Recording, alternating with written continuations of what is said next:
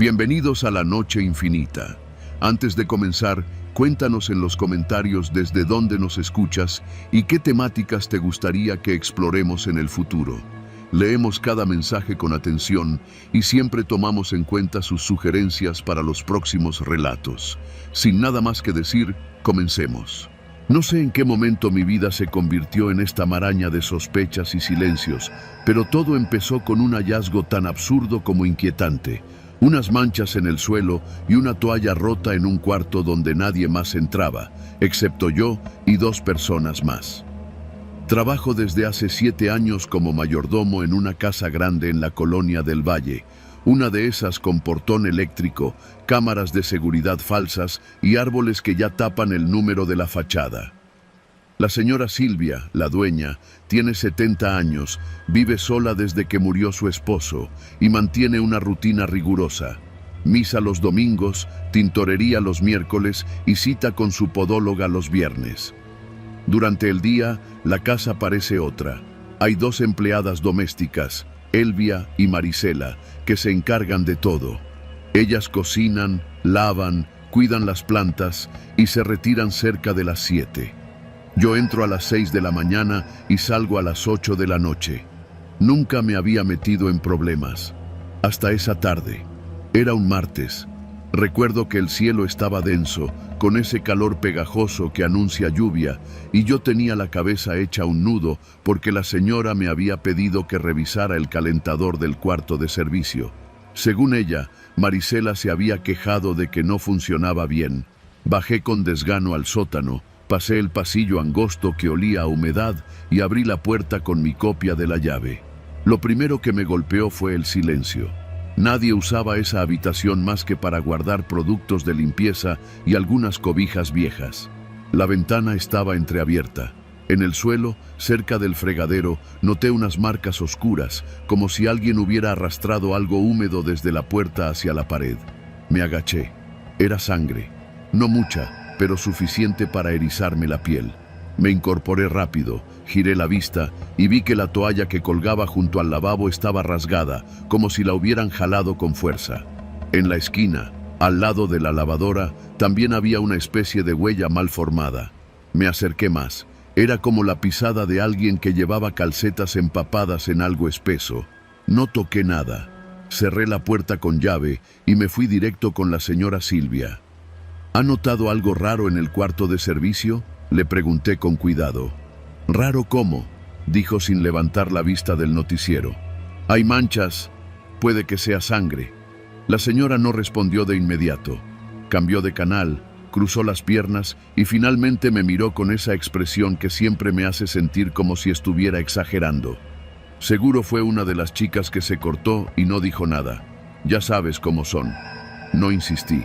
No era mi lugar cuestionar, pero algo dentro de mí me decía que no debía dejarlo pasar. Esa noche, antes de irme, revisé las cámaras de seguridad. Claro que eran de adorno, como en muchas casas viejas de la zona. La señora las tenía solo para disuadir. No había forma de saber quién había estado allí y cuándo. Así que al día siguiente, muy temprano, esperé a que Marisela llegara para preguntarle discretamente. ¿Todo bien con el cuarto de servicio?, dije, como quien no quiere la cosa. Ella se quedó quieta, bajó la mirada y en lugar de responder dijo, ¿por qué lo pregunta? Por nada, solo que me mandaron a revisar el calentador y vi unas manchas raras. Ah, dijo, y se fue sin decir más. Ese me molestó. Marisela no era así. Siempre tenía una palabra de más, hasta para quejarse. Y ahora, su silencio me pesó más que cualquier explicación. Esa misma tarde, me quedé un poco más de mi horario. La señora había salido con su sobrina y no volvería hasta la noche. Aproveché para revisar el cuarto otra vez. Entré con guantes, cerré la puerta y prendí la luz del techo, una lámpara fluorescente que zumbaba cada cierto tiempo. Las manchas seguían ahí, secas. En la esquina, encontré lo que parecía una uña rota. También había un pedazo de cinta adhesiva pegado en el zoclo, como si hubiera sostenido algo contra la pared. Me detuve frente al closet. Siempre había estado cerrado, con llave. pero esta vez estaba entreabierto. Lo abrí lentamente. Estaba casi vacío, excepto por una caja de cartón sin tapa, donde había varias prendas viejas, un par de guantes de látex y una libreta pequeña de tapas negras. La abrí. Las primeras páginas estaban llenas de listas, mandados, horarios de comida, tareas del hogar. Pero al avanzar, encontré algo perturbador. Dibujos, bocetos mal hechos de una figura femenina acostada en el suelo, con marcas rojas sobre el cuerpo. Notas escritas a mano que decían cosas como: no volver a hablar de esto, el piso no se limpia bien, ella se cayó, eso diré si preguntan. Guardé la libreta en mi mochila y salí. Esa noche no dormí bien, y lo peor es que al día siguiente, Elvia no se presentó a trabajar. Me dijo que tenía una cita en el IMSS, que llevaba días sintiéndose mal, comentó Marisela mientras trapeaba la entrada. ¿Te lo dijo anoche? No, me mandó un mensaje muy temprano. La señora Silvia no parecía preocupada. Dijo que Elvia siempre había sido delicada. Pero a mí me pareció muy extraño que justo después de encontrar todo eso en el cuarto, desapareciera. Pasaron 3 días. Elvia no regresó ni contestó llamadas. La señora contrató a otra muchacha, una tal Rebeca, y se comportó como si nada. Cuando me atreví a sacar el tema, me cortó en seco. Esa mujer ya tenía tiempo con problemas, no es asunto tuyo. Pero sí era. Lo supe el sábado, cuando revisé la libreta con más detalle. En una página había una anotación. M trae cosas raras en su bolsa. Siempre se queda después que yo. Ya no me siento segura. No confío en ella. Esa M solo podía ser Marisela. Decidí hablar con ella directamente. El lunes, mientras desayunábamos en la cocina de servicio, le mostré la libreta sin decirle nada.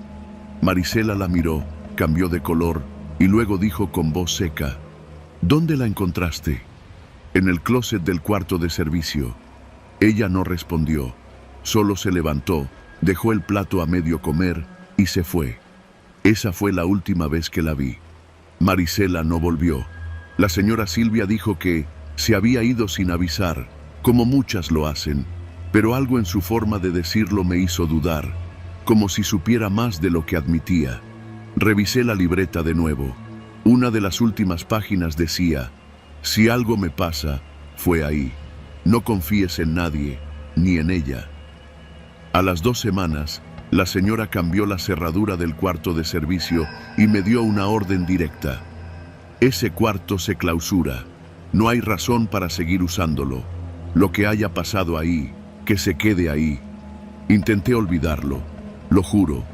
Pero el lunes pasado, mientras buscaba un escurridor en el armario del patio, encontré, envuelto en una bolsa negra, un zapato de mujer, sucio de barro seco. No era de ninguna de las nuevas chicas. Y dentro del zapato, arrugado como si lo hubieran empujado con fuerza, un ticket del Oxxo fechado hace más de un mes. Comprado a las 8:35 de la noche. Elvia salió ese día a las 7. Nadie la vio después. Nadie, excepto la señora Silvia y Marisela. Yo tampoco he dicho nada. Pero cada noche que me quedo solo, pienso en esa libreta, en esas huellas, en el closet. Y me repito a mí mismo lo que dijo la señora. Lo que haya pasado ahí, que se quede ahí. Pero yo no puedo, porque cada vez que barro el pasillo que conecta con el cuarto de servicio, veo que alguien ha dejado la puerta entreabierta, y sé que fui yo quien puso llave.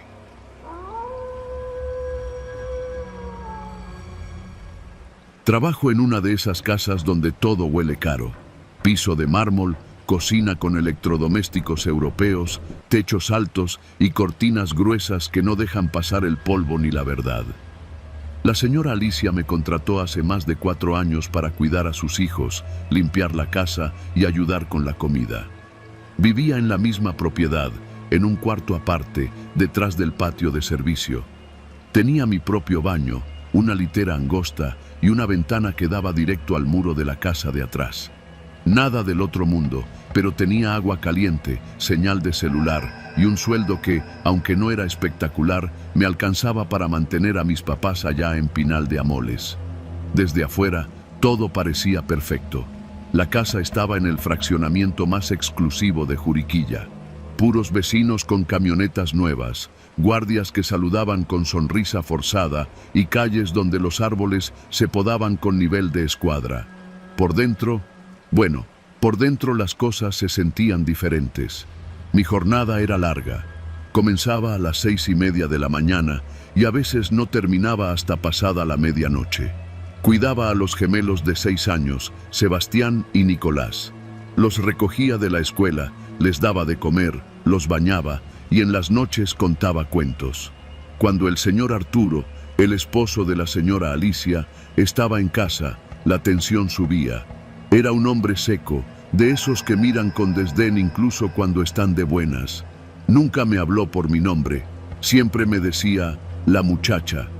Las otras 2 empleadas que trabajaban conmigo no duraron mucho. En mis primeros 6 meses vi irse a 2 cocineras y una mujer que ayudaba con la plancha. La última se llamaba Mireya. Duró menos de 3 semanas.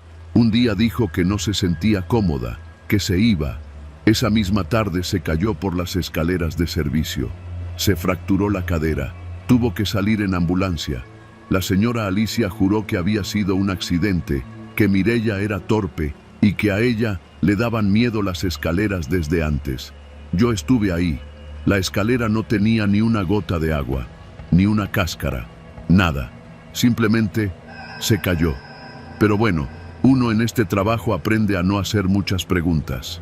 Un año después, cuando me atreví por primera vez a decirle a la señora que quería irme, que extrañaba a mi familia, que quería estudiar enfermería en San Juan del Río, su cara cambió. Se quedó quieta, con la cuchara de madera en la mano, como si estuviera decidiendo algo. Luego sonrió, pero no fue una sonrisa amable. Fue una de esas que uno ve cuando el perro de la casa gruñe con el hocico abierto, pero aún no muerde. ¿Renunciar? ¿Y cómo crees que vamos a hacer sin ti?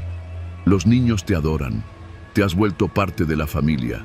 Le dije que podía quedarme unas semanas más, hasta que encontrara a alguien que me reemplazara. Esa misma noche, saliendo del supermercado al que iba cada miércoles, un coche me atropelló. No me rompió nada, gracias a Dios, pero me dejó un hematoma en la pierna derecha que me duró meses. El conductor se dio a la fuga. Nunca lo encontraron. La señora Alicia fue muy cuidadosa durante mi recuperación. Me trajo medicinas, me sirvió el desayuno un par de veces, me trató como si de verdad me quisiera, pero no me dejó irme. Pasaron 2 años. Me resigné. Pensé, ya ni modo, al menos tengo techo y comida. Pero todo cambió cuando conocí a Emiliano. Era chofer de una de las casas vecinas. Nos cruzamos varias veces en la entrada del fraccionamiento y empezamos a hablar. Él también era de un pueblo en la sierra. Me hacía reír. Me traía tamales los lunes. Me decía que yo merecía más que estar encerrada en esa casa con patrones que ni siquiera se sabían mi apellido. A los 2 meses me propuso que nos fuéramos juntos a León, que él tenía familia allá, que podríamos empezar de cero. Dije que sí. Esa tarde, antes de irme a dormir, le dije a la señora Alicia que me iba, que de verdad me iba. Su rostro cambió. No gritó, no lloró, solo me dijo, qué pena. Ya te considerábamos parte de la familia. A la mañana siguiente, Emiliano no llegó. Lo llamé, le escribí. Nada. A mediodía, el portero del fraccionamiento me dio la noticia. Lo habían encontrado muerto en su coche, en el estacionamiento de un centro comercial. Asfixia.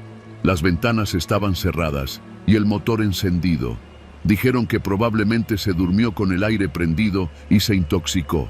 Pero yo lo conocía. Emiliano no hacía esas cosas. Nunca se dormía en el coche. Yo lloré en silencio. No dije nada. Volví a limpiar los pisos. Volví a cambiar pañales. Volví a fingir que no sabía nada. Intenté renunciar de nuevo una semana después. Me tomé valor, escribí mi carta, la imprimí en una papelería del centro. La metí bajo la puerta del despacho del señor Arturo. A los 2 días, mientras estaba lavando los platos, me corté el dedo con un cuchillo que no había dejado yo. Era un cuchillo que no pertenecía a la cocina, uno viejo, oxidado. La herida se infectó. Estuve con fiebre 3 días. No me llevaron al hospital. La señora Alicia me puso vendas y antibióticos. Me cuidó. Otra vez. Después de eso, me rendí. Las cosas siguieron igual por meses, hasta que un día escuché algo que no debía. Eran como las 11 de la noche. Los niños dormían. Yo pasaba por el pasillo cuando escuché al señor Arturo hablando por teléfono en la biblioteca. No cerró bien la puerta. Solo escuché unas palabras. Si vuelve a intentarlo, ya sabes qué hacer. No podemos dejarla ir. Ella vio lo de Emiliano. Ya entendió. Me paralicé. Volví a mi cuarto sin hacer ruido. Guardé mis cosas, padres por si me pasaba algo. La escondí bajo mi colchón. Durante semanas planeé mi huida. Sabía que si lo decía, si lo intentaba por la vía normal, algo me pasaría. Sabía que esos accidentes no eran casualidad. Mireya, Emiliano, yo. Todos lo intentamos. Nadie salió ileso. Así que hice lo que nunca había hecho. Mentí. Le dije a la señora que tenía cita médica en el IMSS, que era por un tema de gastritis, que regresaría en la tarde. Tomé solo una mochila y caminé hasta la caseta de vigilancia. Saludé a los guardias con mi mejor sonrisa. Salí por la puerta grande. Nunca más regresé. Me refugié con una amiga en otra ciudad. Cambié de número. Mis papás no sabían qué había pasado, solo que estaba viva y bien. Una semana después, la señora Alicia llamó a mi mamá. Le dijo que yo había desaparecido, que estaban preocupados, que me querían como a una hija.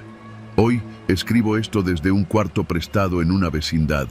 Trabajo en una lavandería, gano la mitad, duermo mal, pero estoy viva y sé que no fui la única.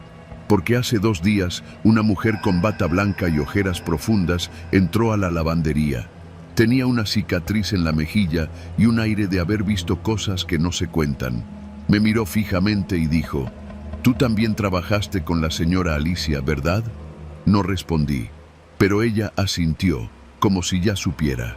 Nosotras nunca renunciamos, solo escapamos, y algunas no lo logran.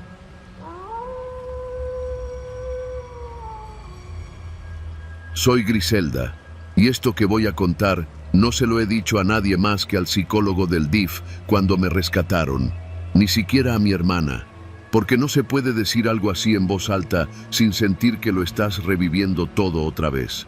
Pero hay cosas que si no se cuentan, se te pudren adentro, y yo no quiero seguir cargando con ese olor.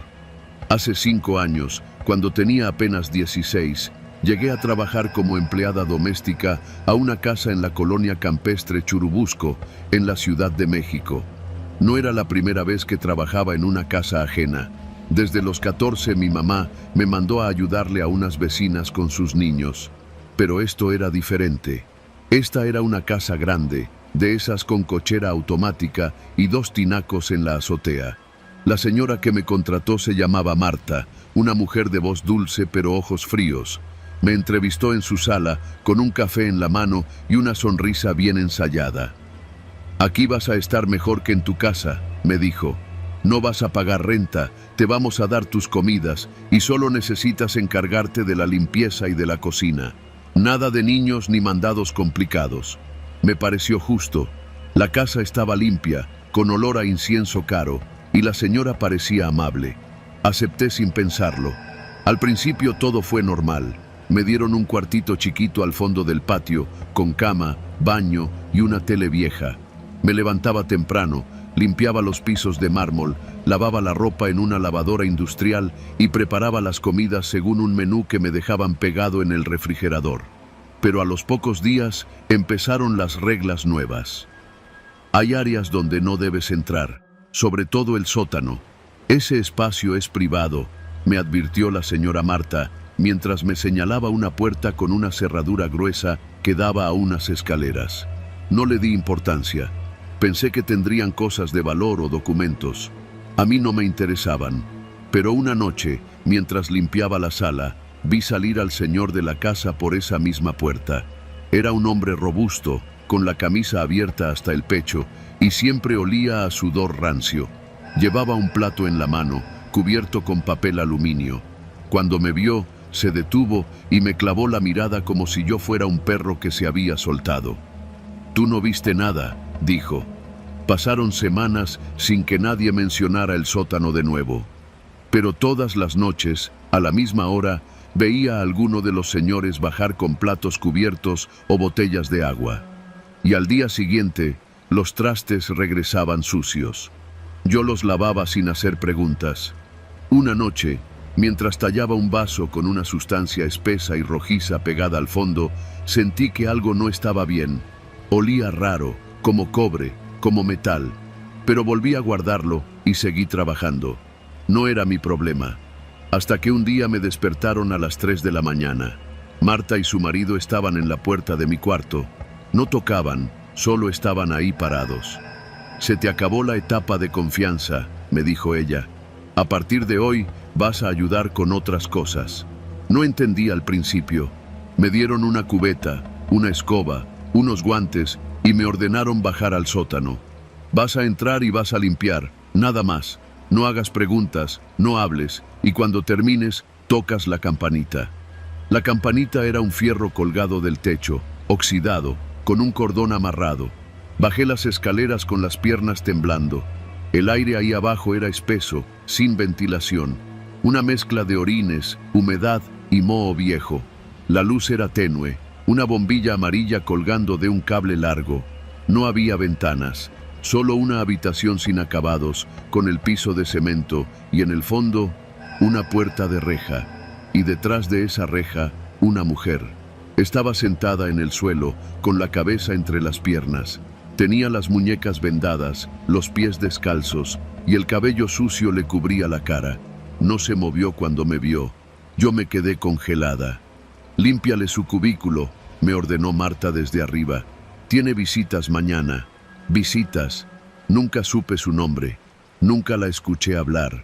Cada vez que bajaba a limpiarle su espacio, una vez cada 3 días, ella seguía en la misma posición. Solo una vez me miró. Tenía los ojos apagados, como si ya no supiera que estaba viva. Intenté preguntar, pero la respuesta fue un encierro. Me sacaron de mi cuarto y me dijeron que, por bocona, ahora viviría abajo también. Desde ese día, dormí en el sótano. A mí no me encerraban con reja, pero me dejaron un catre a un lado de la celda. Me quitaban el celular por las noches, no podía subir al piso de arriba sin permiso y me prohibieron hablar con la mujer del fondo. Pero cada noche, cuando todos dormían, yo me le acercaba en silencio.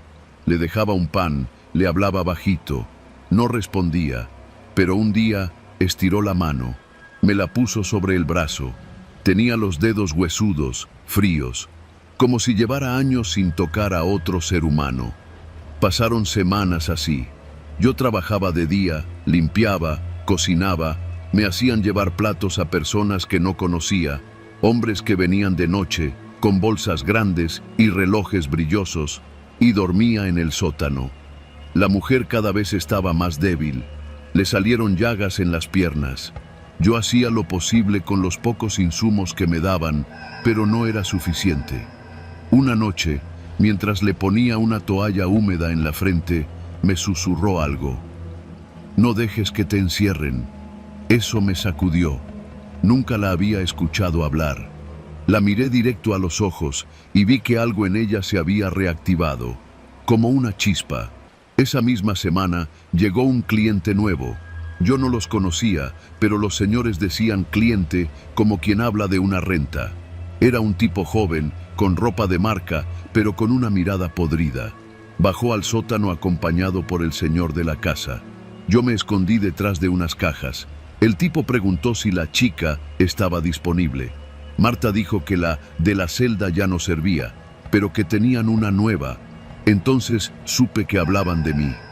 Ese fue el punto de quiebre. Esa noche no dormí. Planeé todo en silencio. Al amanecer, mientras todos dormían, tomé el duplicado de las llaves que había visto colgado cerca del calentador. Abrí la reja. La mujer apenas podía caminar, así que me la eché al hombro como pude. Subí por las escaleras sin hacer ruido. Abrí la puerta trasera de la cocina y corrimos, o más bien, tropezamos, por la calle. Ni siquiera llevaba zapatos, me sangraban los pies. Llegamos hasta una tienda de abarrotes que abría desde temprano. Ahí pedí ayuda. Llamaron a la policía. A los dueños de la casa los arrestaron. Encontraron cámaras escondidas en el sótano, videos, un archivo de clientes. No sé hasta dónde llegó todo. Solo sé que la mujer que vivía encerrada tenía más de 3 años desaparecida. Su familia la creía muerta. Yo estuve en un refugio por 1 año. Aprendí costura, cocina profesional y terminé la prepa abierta. Hoy vivo en Iztapalapa, en un cuarto propio. Trabajo en una fonda. No es lujoso, pero tengo ventana y cama. Y cuando escucho pasos en la escalera, sé que puedo ponerle seguro a la puerta desde adentro, porque ya nadie me hace vivir en un sótano.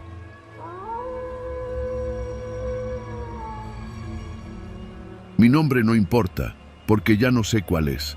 He tenido tantos en tan poco tiempo que a veces, al escuchar uno nuevo, tardo en saber si están hablándome a mí.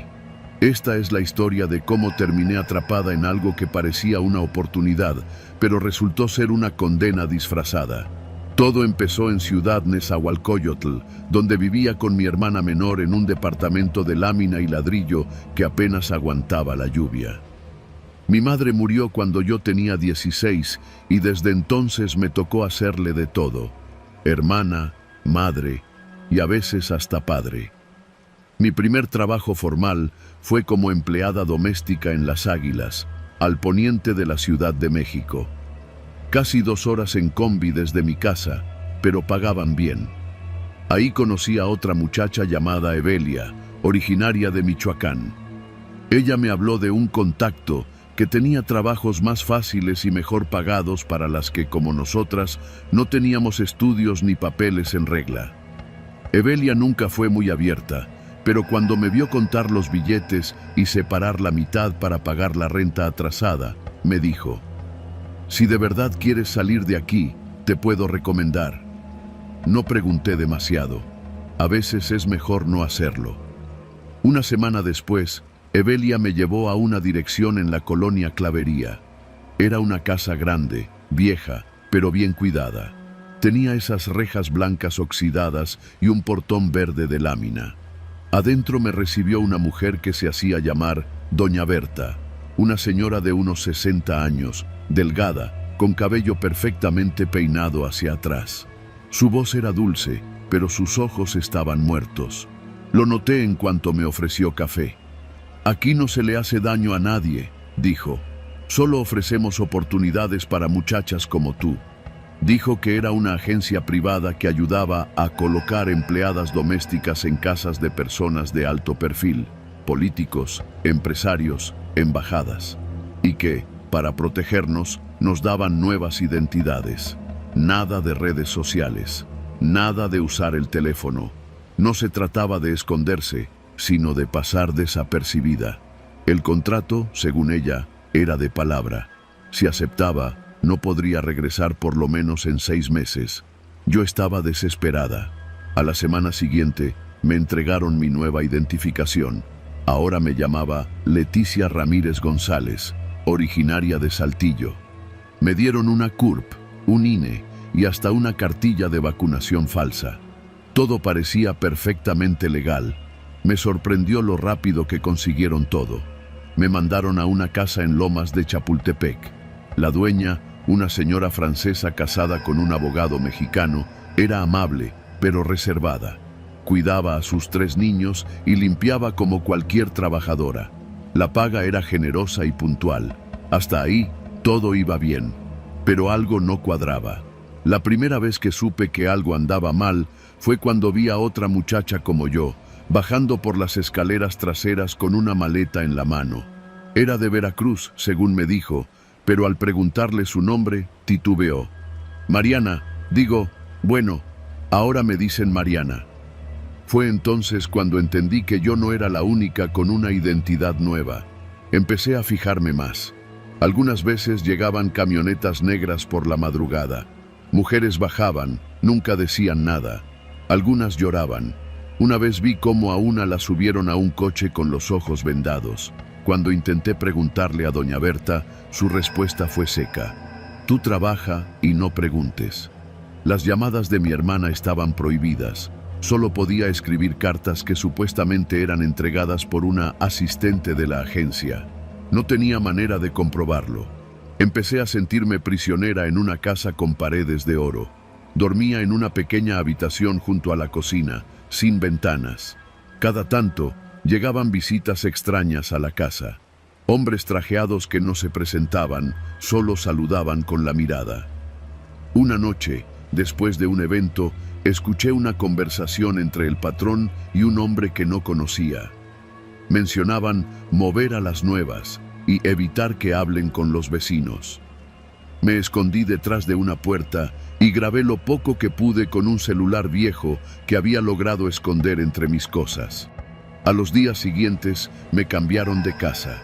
Ahora estaba en Jardines del Pedregal, una casa aún más grande, con cámaras en todos los rincones. La señora que vivía ahí apenas salía de su habitación. El señor tenía fama de ser asesor de seguridad para el gobierno, pero nunca me decía exactamente qué hacía. Solo me pidió que no hablara con nadie fuera del personal. Fue en esa casa donde conocí a Mayela, otra empleada doméstica, joven como yo, de Oaxaca. También tenía una identidad falsa. Cuando me confesó que su nombre real era Margarita, lloró. Me dijo que había intentado irse una vez, pero que la agencia la regresó. Estaba marcada.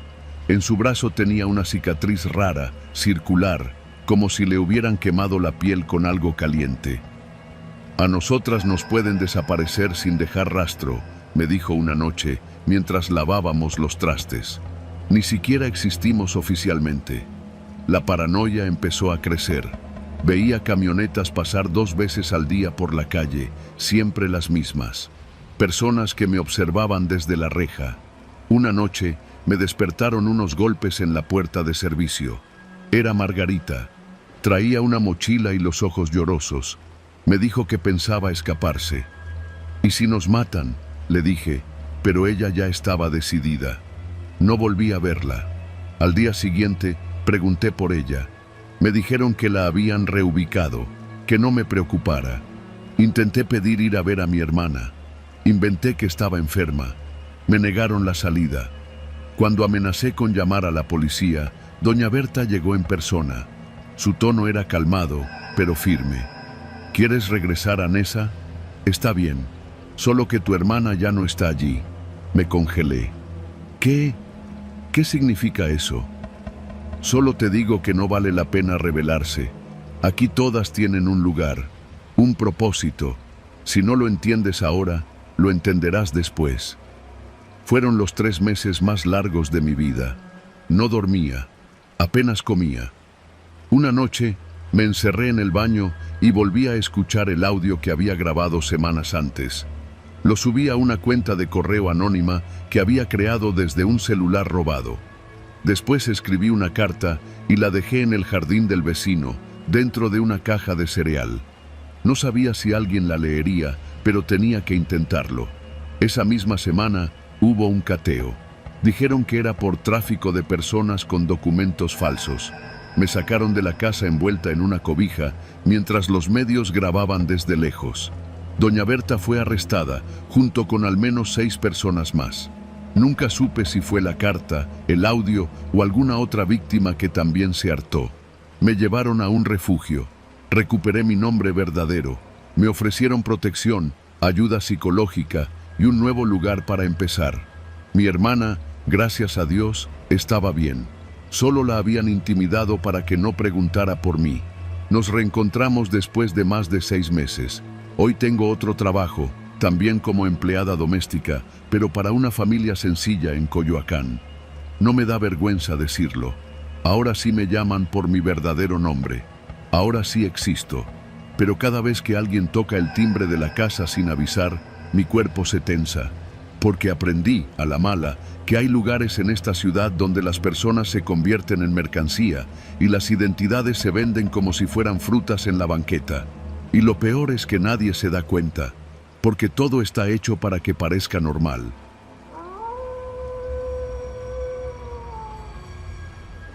Mi nombre es Tania.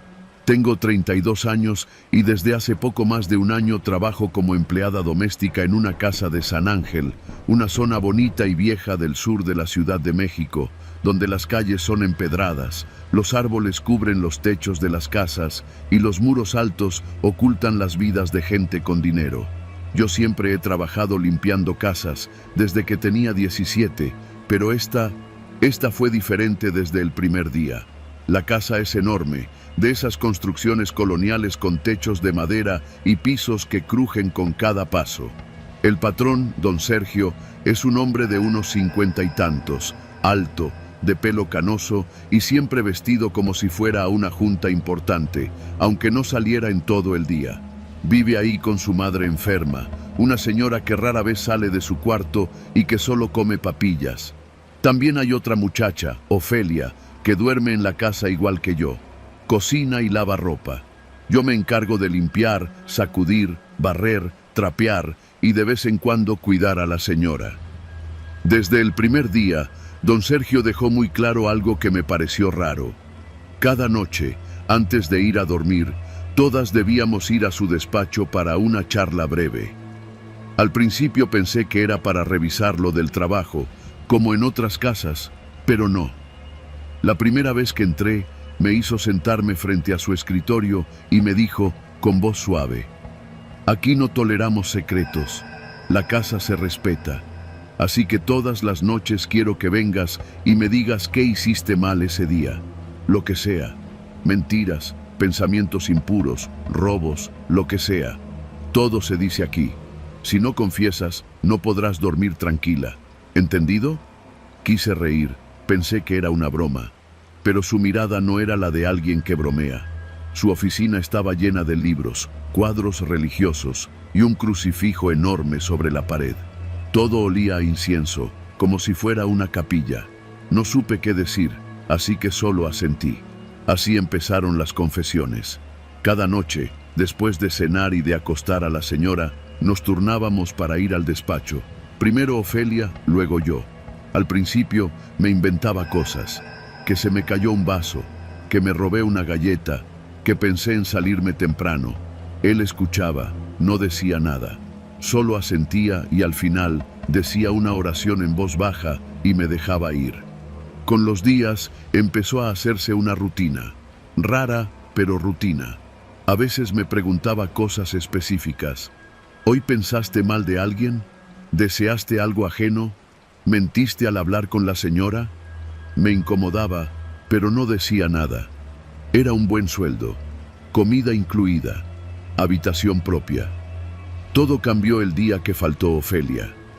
Una noche, don Sergio me dijo que Ofelia se había ido. Así, de un día para otro. Me dijo que había decidido marcharse porque no tenía el corazón limpio. Cuando pregunté más, solo me respondió: «Las que no confiesan con sinceridad no duran aquí». A partir de ahí, me sentí más sola. No podía hablar con nadie. La señora estaba cada vez más enferma y don Sergio parecía más controlador. Me revisaba la habitación, me preguntaba cosas personales en las confesiones, cosas que no tenían nada que ver con el trabajo. ¿Te has acostado con alguien recientemente? ¿Le mentiste a tu madre por teléfono? ¿Deseaste la muerte de alguien? Cada vez más invasivo. Un día, mientras barría el cuarto de la señora, noté que faltaban algunas cosas. Un rosario, unas fotos viejas. En su lugar había una caja de madera con candado. Estaba debajo de su cama, apenas visible. Cuando traté de moverla, don Sergio apareció de repente. «No toques eso», me dijo con tono firme. «Es de mi madre». Pero ella ni siquiera podía hablar. No reaccionaba. Vivía postrada, apenas movía los ojos. A partir de ese día, él comenzó a encerrarse más con ella. A veces, desde mi cuarto, escuchaba que le hablaba por horas, como si le estuviera leyendo algo. Me empecé a sentir observada, no solo vigilada, observada, como si la casa entera supiera que pensaba escaparme. Sí, lo pensé. Pensé en irme muchas veces, pero no tenía a dónde. No tenía dinero ahorrado, y algo dentro de mí, no sé, Sentía que si me iba sin confesar algo importante, me pasaría algo, como si la casa se diera cuenta. Era una sensación absurda, pero real, como si la culpa viviera en las paredes. Una noche no confesé nada, mentí. Dije que todo estaba bien, que no había hecho nada malo, pero sí lo había hecho. Había entrado al despacho de don Sergio mientras él estaba en la cocina. Buscaba mi celular, que él me quitaba por las noches para que descansáramos mejor. Y lo encontré. Pero también encontré otra cosa, un cuaderno. Era un cuaderno viejo, forrado con tela negra, con hojas amarillentas. Al abrirlo, me di cuenta de que estaba lleno de anotaciones, fechas y nombres, de mujeres, con detalles sobre sus pecados, cosas privadas. Algunas páginas tenían manchas oscuras, en otras, dibujos extraños, formas de cruces, frases en latín. Vi el nombre de Ofelia, también otros que no reconocí, y luego vi el mío. Solo una hoja, pero ya había detalles que yo jamás había dicho en voz alta. Cerré el cuaderno y me fui, temblando. Esa noche, cuando me tocó ir al despacho, mentí. Dije que no había hecho nada. Él lo supo.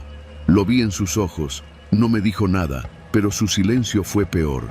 Me dejó ir sin oración, sin palabras. A la mañana siguiente, el candado de la puerta principal estaba cambiado. Ya no pude salir. Tampoco funcionaba mi celular. Don Sergio dijo que la señal fallaba en esa zona y que saldría él a comprar cosas, que me quedara con la señora. Pero no volvió. Pasaron 2 días. Comí lo que había en la cocina. Dormía poco. La señora no reaccionaba. La caja debajo de su cama estaba abierta ahora. Dentro solo había una vela, un rosario cubierto de algo seco y un papel con mi nombre, escrito en rojo. La tercera noche, la puerta del despacho se abrió sola. Entré. Estaba oscuro. Encima del escritorio, el cuaderno estaba abierto en una página nueva. Había una pluma junto a él y un espacio vacío debajo del encabezado. Pecado confesado. No sé cómo, pero escribí. Escribí todo. La mentira, el robo, el deseo de irme, la curiosidad por el cuaderno, la desconfianza. Lo escribí temblando, llorando, sintiendo que si no lo hacía, algo peor pasaría. Cuando terminé, la vela se apagó sola. A la mañana siguiente, don Sergio estaba de regreso, como si nada. Me saludó con una sonrisa, me preguntó si me había portado bien. Yo solo asentí. Me devolvió el celular. Dijo que podíamos volver a la rutina. Ofelia nunca regresó, nunca la volví a ver. Pero otra muchacha llegó 2 semanas después. Se llama Lourdes. Tiene 19 años. Desde el primer día le explicaron la regla de las confesiones. Esa noche la acompañé hasta el despacho. Cuando salió, su rostro estaba pálido. Yo ya no siento miedo, solo resignación. Vivo en esa casa, sigo limpiando, cuidando a la señora y confesando. Cada noche, sin falta. Porque aprendí que no se trata de perdón, se trata de control. Y en esta casa, el control se disfraza de fe.